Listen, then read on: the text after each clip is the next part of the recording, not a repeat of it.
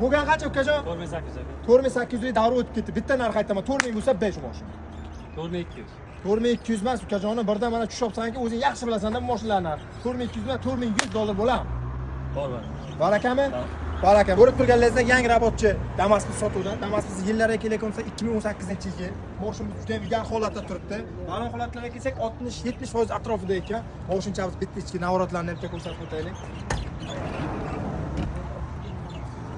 Akalar ichi ham chotki navorotlar qilingan. Bemalol faqat mashina xarajati yo'qda olasiz, faqat minasiz. Minlayotgan joyi.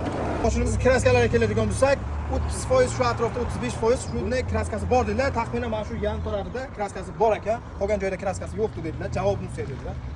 Mashinamiz metal gaz ballonlarda turibdi. Aytgancha hujjatda hech qanaqa problemasi yo'qdi. Ham ochilmay ekan, o'zingiz ochib olasizlar. Hujjatda hech qanaqa problemasi yo'qdi. Bemalol daverniz, generalka nima desangiz beraveradilar.